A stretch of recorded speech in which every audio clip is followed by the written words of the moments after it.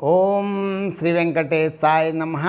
मैं professor SVSS Narayan Raju YouTube channel में आप सबका मैं स्वागत करता हूँ।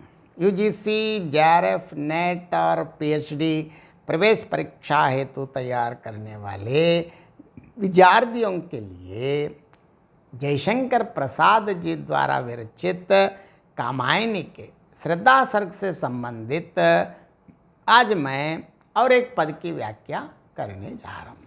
अब इस पद में श्रद्धा उस क्षण का वर्णन करती है जब अचानक प्रकृति का एक भयंकर दृश्य, समुद्र का उफान उसके समक्ष आता है। ये केवल बाह्य आपदा नहीं बल्कि जीवन की एक गहरी प्रतीकात्मक व्याख्या है। यह पद उस असहायता, आकस्मिक संकट और अव्यवस्थित जीवन की ओर संकेत करता है जिसमें श्रद्धा स्वयं को अकेली, असहाय और विकल्पहीन अनुभव करती है। फिर भी वह विचलित नहीं होती बल्कि एक प्रकार की शांत स्वीकृति के साथ उसमें विचरण करती हैं। इसका वर्णन जयशंकर प्रसाद जी के शब्दों में देखेंगे। एक दिन सहसा सिंधु अपार, लगा टकराने नग तल क्षुब्ध, अकेला यह जीवन निरुपाय, आज तक गुम रहा विश्रब्द। कठिन शब्द आप देखेंगे। सहसा अचानक, अनायस सिंधु समुंदर, अपार असीम, अताह जिसका किनारा दिखाई ना दे। सिंधु अपार अर्थात असीम समुद्र, अताह जलराशि जिसका किनारा दिखाई ना दे।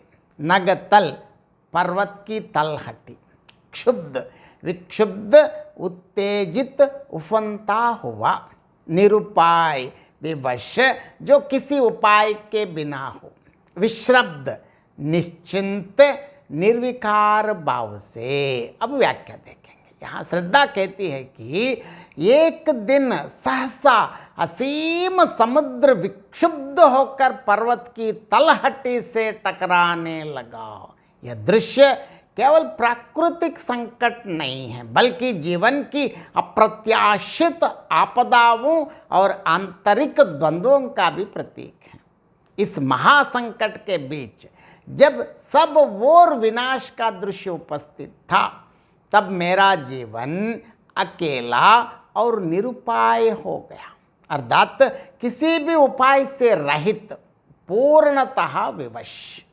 परंतु चूंकि कोई विकल्प शेष न था इसलिए मन में चिंता का भी स्थान नहीं रहा। परिणाम स्वरूप मैं निश्चिंत होकर उस स्थिति में भी घूमती रही, जैसे एक आत्मा जो जान चुकी हो कि अब उसे केवल समय और परिस्थिति के प्रवाह में बहना है। विशेषताएं देखेंगे। सिंधु अपार टकराने लगा नगतल से। यह दृश्य केवल जल प्रलय का नहीं बल्कि जीवन की अस्थिरता, संकट और मानसिक अशांति का भी प्रतीक है। सहसा, निरुपाय जैसे शब्द उस अचेतन संकट को दर्शाते हैं जो मनुष्य को विकल्पहीन बना देता है। अकेला यह जीवन गुम रहा विश्रब्द। यहाँ जीवन को व्यक्ति मानते हुए उसे गुमता हुआ निश्चिंत प्रस्तुत किया गया है। काव्यालिंग अलंकार है। निरुपाय होकर भी विश्रब्द रहना, यहाँ स्पष्ट विरोधाभास है। जहाँ विवशता हो वहाँ चिंता अपेक्षित होती है किंतु श्रद्धा निश्चिंत है। यह उस गहन दार्शनिक चेतना को प्रकट करता है जो स्थिति को स्वीकार कर आत्मशांति प्राप्त कर लेती है। यह पद आधुनिक मानव के उस जीवन का प्रतीक बन जाता है जहाँ संकट, असहायता और अकेलापन है, फिर भी वो चलता जाता है, कभी दिशा सहित केवल गति में। यह आधुनिक जीवन की व्यथा का प्रतीक है। श्रद्धा की यह प्रतिक्रिया उसे एक आत्मबल संपन्न नायिका के रूप में स्थापित करती है, जो संकट को देखकर टूटती नहीं बल्कि उसे मौन रूप से स्वीकार कर जीवन यात्रा जारी रखती है। यहाँ कविवर जयशंकर प्रसाद जी ने श्री चेतना की आंतरिक शक्ति का एक सफल चित्रण प्रस्तुत किया है। यह पद केवल एक भौगोलिक या प्राकृतिक दुर्घटना का वर्णन नहीं करता, बल्कि वो मनुष्य जीवन के उन क्षणों का दार्शनिक चित्रण है जब जीवन आकस्मिक रूप से संकट में गिर जाता है और मनुष्य विकल्पहीन हो जाता है। ऐसी अवस्था में जो निश्चिंत होकर जीवन की गति को अपनाता है, वही वास्तव में जीवन को समझता है।